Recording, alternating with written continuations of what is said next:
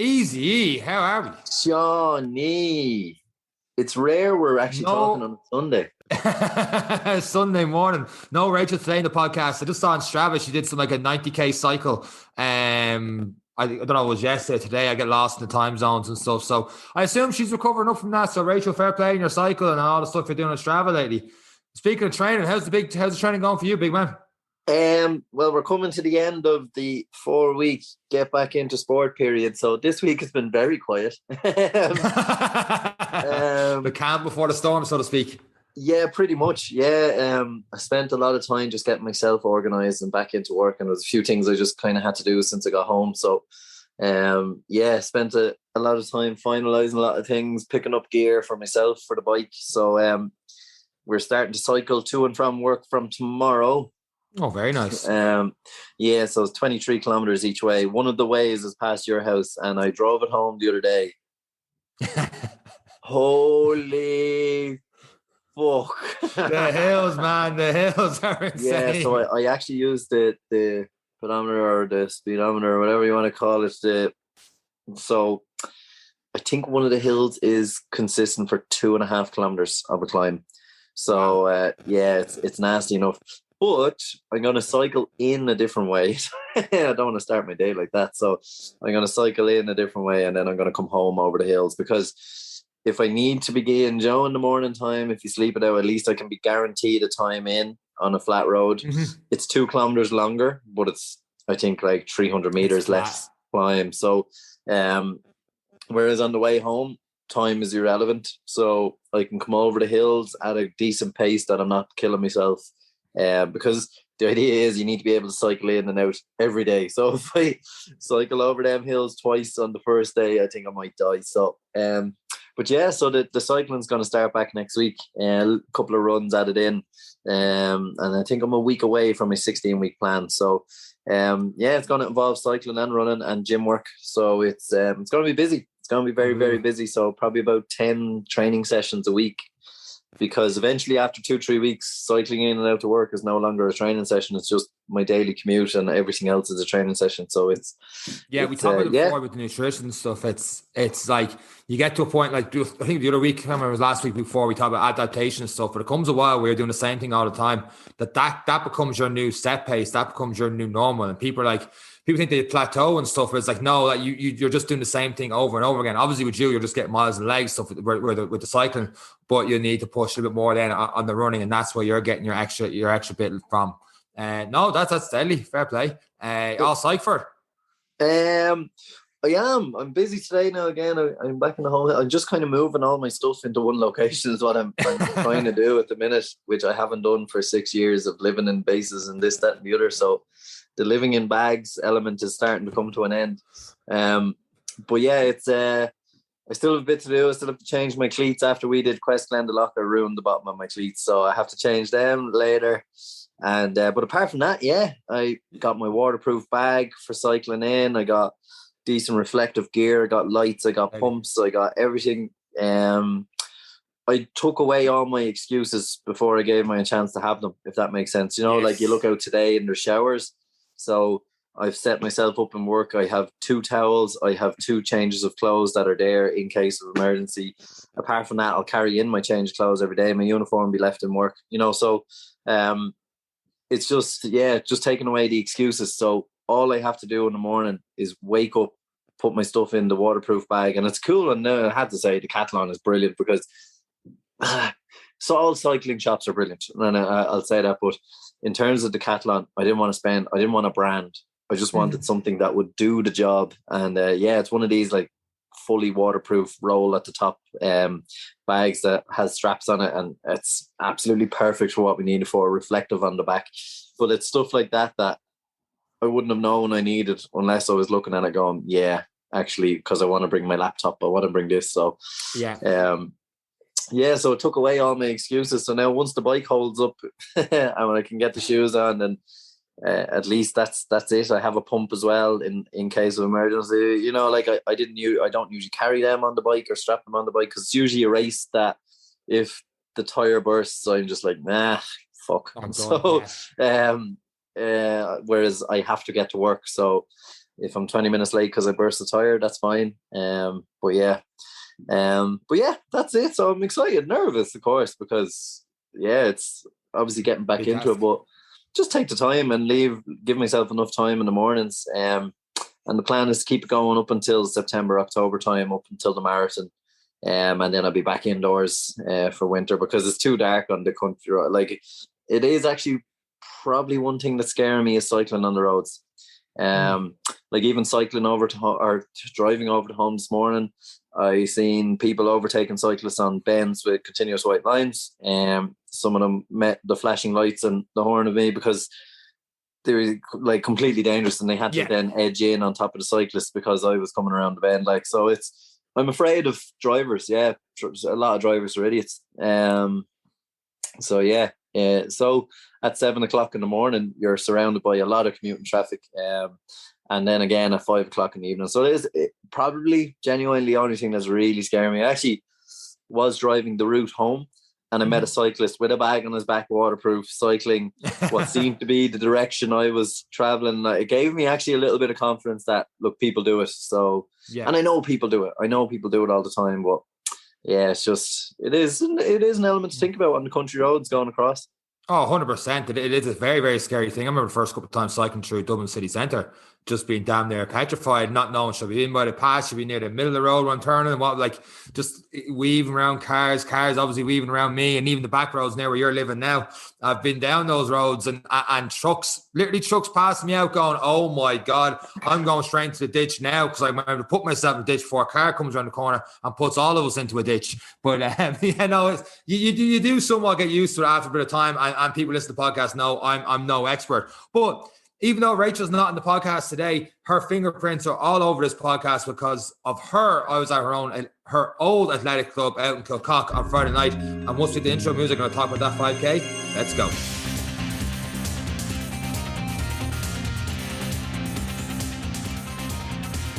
Eric, you know where you sign up for the races and stuff we've done before in the past? Yeah. Me and you have a thing where we've been late for a few things, we're just getting there. Even if we're a half hour early or something for an event, you don't want to be too early for an event. So Rachel, when she talks about her 5K PB, 16 something, insane time she did it. She did it out in St. Coca's Athletic Club out in Kilcock. That used to be pretty much her own training ground back in the day. And she advised, I was talking to her before off the podcast about wanting to try and get this sub 25K. And she's like, this place here is a good flat course. It's on the end of June. Go for it. So around 3-4 months ago at this stage, I signed up for it. Not thinking too much about it. Like, I'm signing up for it. When I get close to it, I'll build up and I'll do it. And I knew, obviously, it's an elite level athletic club just because of Rachel's times and stuff. But I was driving into Kilcock. The race started at 8 o'clock. So I'd say around 25 past 7, because I'm not too familiar with the area. I said I'll drive in, just make sure I'm parked up and try and figure out where I'm going because I didn't really think too far ahead. At 25 past 7, I'm coming to Kilcock, and it's apparent the race is on because it wasn't just one or two people. There was a ton of people running and getting warm-ups in 40 minutes before the event. I'm like, oh my God, like just insane stuff. By the time I parked up and did my little jog, like little under a kilometer to where the starting line was, you could also come off the road into their athletic club, and they had like race tracks around. They had the proper turf and everything, and like there was just hundreds of people all in the proper running gear, racing gear, all good to go. Like there was no Saw Doctors t-shirts and anything like that. And me there in the Jordan t-shirt. Thankfully I wore the L tank top this time. I actually felt a little bit in the crew, and I was like, oh my God, this is a whole new ball game. Like the winner was 14 minutes on the 5K. And, oh my God! I scrolled through the first few results. I didn't want to see the time where I was. I think I seen where I was at the end. But like I got onto page 2 and there was 100 names were on it, and like the 100th person was 17 minutes. 17 minutes. Oh something. My God! Oh, do you ever think like this? It was the very first time I've done a fair few events, even this year alone. But I never got that proper sports day race 100-meter feel that I got before that. I was actually properly nervous. Like I was like, oh my God, I race thinking and everything went out the window. Like, was it intimidating is not the right word, But I knew what people went, and this is not bashing the event or anything like that. But what I heard beforehand, I was like, this is not your average fun run. This is like, if you're too close to the top and you're in people's way, you're gonna get the little elbow and stuff and the little move and the nods and stuff like that. Now that didn't happen to me, but maybe it was tanked up, but that didn't happen to me. But but you did tell about the starting line. It's like, okay, this is a different animal. This is a beast. This is a proper race, and let's go. It is kind of scary, but I suppose when Rachel was saying that it was her quick one and it's a good flat course, every athlete who runs a 5K is also thinking Kilcock's a good place to get out and get a good PB. So you were competing with Athletics of Ireland, really, to be honest. Oh yeah, you know, they had like Did you find that? I always say, like, if you play with better, you get better. Did you find, even though your race plan was gone, did you find it weird people consistently passing you out, or you're trying to catch people? Do you know the way when we do these races, some people get the burst off and then you start taking names, you start picking them off as you go. How did it feel to see people going further into the distance? It was weird because there was like 97 clubs or something like that represented, because I saw a post on it. I wish I could say I started picking people off. It happened the opposite way. So I had that little burst to start, and I was like, oh, I'm getting a little bit ahead.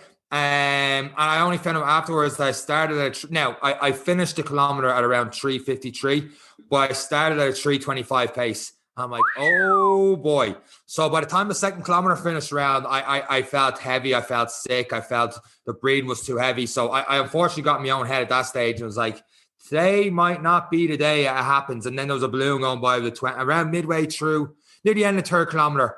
I saw the balloon with the 20-minute mark on it just slowly creep ahead. And I just had nothing to tank. The breathing was too much, which is something I need to work on now.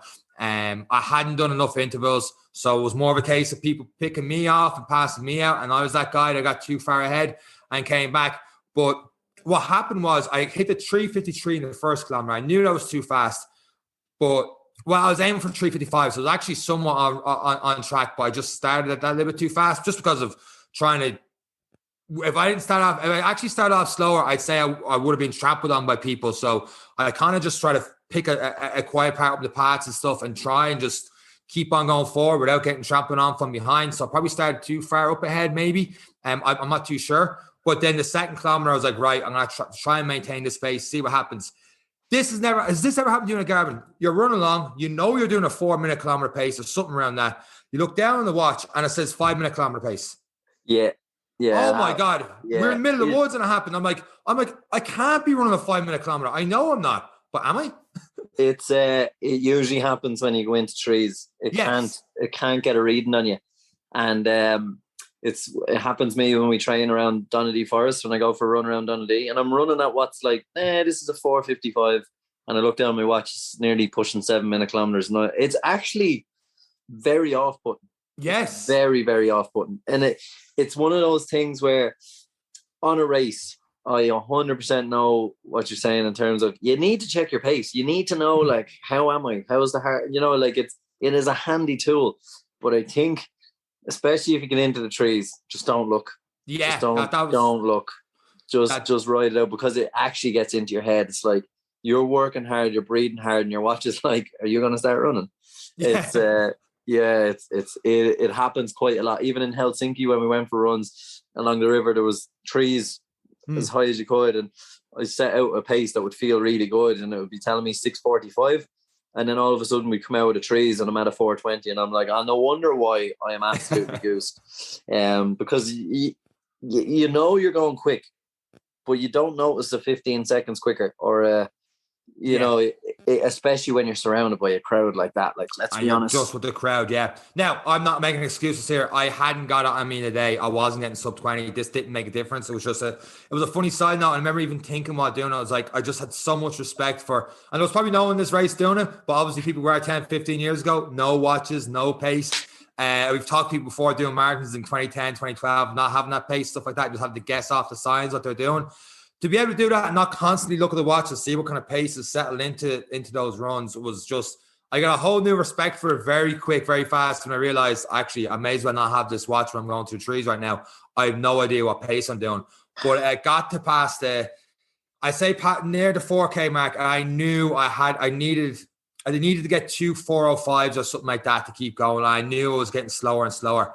And it was one of those cases where I literally just wanted to veer left and jump into a ditch because I just felt sick. The breathing was gone. I was one of those, I felt like I'd sprinted the 3K, and I just felt like that was it. And I felt really slow, even though I wasn't. Like my last kilometer, had I not had to watch, I would have told you maybe I did a 5:15 kilometer pace, but I ended up doing a 4:20. And I don't know how, because I felt so slow in comparison to what I was doing at the start. So hell of an event, hell of a race. And good to see a lot of people out there. And even at the end, talking to a few people, they're like, okay, I'm getting started now for my marathon training plan. This is to see what my 5K pace was and build my training plans and stuff around there. Because just like yourself, a lot of people are a good 16 weeks out for whether it's all the marathons that are coming up now in September and October, pretty much, whether it's Galway. I heard a lad talk about Rotterdam he's doing. That's a good flat course. Obviously Dublin as well. And then if people are lucky enough to do New York, Chicago, or any of those as well. Yeah, it's did you feel I was just thinking as you were saying there, surrounded by all the singlets and short shorts, did you feel like a runner? No. No. And the same thing happened to me. It's amazing the gear. Yeah, it's amazing how we keep saying like you are a runner. But when you show up to the amateur kind of outfit of athletics, and you're like, oh no, I'm not in this league. No. It was the first time all year where I felt like, I always felt like I got complacent after how I got on a fast lane. But then when I got to this, like, it's like I jumped up a league. But it's mad how the gear makes a difference. So when you're talking about the decathlon there and stuff like that, I was cycling with a few friends yesterday, and I was like, we're going for a casual cycle. And they were like, we might do 15, 20K. I didn't know they planned 40 odd K to cycle. So I got up and, it was windy and whatever around here. And I was like, put on the jacket. I'll have the tracksuit bottoms on. I'll stick me usual Jordan training top on. So I got there looking like a piece of whatever. And like, I just walked out of the gym. And they had the full running gear decked out, the padded shorts, the works. And they're like, hey, where's your reflectors? I'm like, I got nothing. I got a little light in the back of the bike, and that's about it. I had no bag. I had no food. And I just felt like, what am I doing? But the gear can give you that extra bit of confidence, extra bit of boost. I know it sounds insane, but like maybe having the singlets and the running shorts and everything else, so the guys being involved in certain athletic clubs, it gives you that little boost. And once again, not saying I had the legs in me to do a sub 20, but yeah, to your point, that the gear makes a difference. All right. Yeah, it is like, listen, you don't need to buy gear to run fast. There's kids in Africa running in barefoot doing 5Ks quicker than we dream of. Like it's their comfort zone. They've trained in it. It's part of the procedure of doing it. You put on the thing, the short, the go fast stripes. Like it's look the part, feel the part. Exactly. Yeah. So it's yeah, I'm not jealous. I actually would have been like, fuck this now, to be completely honest. Yeah, I'm a long way away from probably sub 25 5K now at this stage. So it's still just over it though. It's still impressive. It's you kind of have to take the wins from it, that you're not too far off where you were, considering you kind of took a step back for a few weeks. So that's a great positive coming into the marathon season for you now. You still have the miles in the legs, you still have a sub 21 5K in the tank. So where will you be come 8 weeks into your marathon plan? Or that might happen naturally for you. I'm not going to lie, and it's not the smartest decision. I've kind of put the marathon plan on a small bit of a back burner because like near the end of the race, I saw the balloon just turn the corner, and I was at that little bit of distance ahead, and this girl on the sideline just shouted, you got 100 meters to go. There was a few of us there. I was like, right, I got the sprint in me. I sprinted for around 10 meters, turned the corner. At the end, I was like, that's not 100 meters. I just died at dead. It's like, if you see my Travis, there's a little spike up and going, nah, it's not there. So I got to the end. I was kind of like, I had the sub 20. So there's a race. There's a Park West race. Jesus, sorry, John Ross trying to talk there. A Park West race. Easy for me to say. Well done. Thank you very much. Next month, July 26th, the Tuesday evening run, 5K, 10K. I think I'm going to get my nutrition down a little bit more, drop a kilo or two, and get more intervals. So I'm going back to Rachel's plan. Obviously, it's only 4 weeks away. So I'm going to jump into a week 2 plan and then there's like 1 or 2 intervals in that a week. build that up. My long run, still keep that a lot longer because of the marathon plan coming up.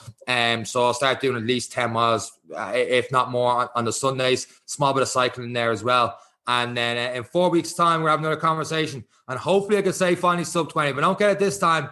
It'll have to be 2023 because I have the 80K eco run and I've got the other thing. So I'm putting it out in the podcast. That night I came home, I was sick and there was no one in the house, thank God. So I had a little Beckett anyway. And then I was like, right, signing up. You know, I was all smiles and stuff in the post. And I was all right. But the more I thought about it, I was more like, oh, I thought I had it. And compared to other times, this time, even though I knew the training wasn't properly there, I thought I had enough to squeeze it in. But obviously I didn't. So the intervals, the saunas and all are coming back. Anything to get my breathing right. And we'll see what like in a month's time. I think you will. I think the little bit of focus training, I think this race kind of came up. Bit too quick. Yeah, because you had a couple of things setting you back. But I think now with the absolute determination and focus, I think you'll get very close. You can see you have that feeling. But in credit to you, when you're in there, and I know from being on a couple of sub 25K attempts, I finished 15 seconds over and 10 seconds over. And I got really annoyed with myself about 2 hours later going, fucking 15 seconds. That's all you had to do, 15 seconds. But then I'd remind myself, yeah, but you remember when you hit 3K and you thought your heart was going to explode out of your chest? Like, give yourself a break. Yeah. So I'd say give yourself a break. You did very well, and you have a great foundation to build for the next 5 weeks. Yeah, I still think it's the hardest race, 5Ks.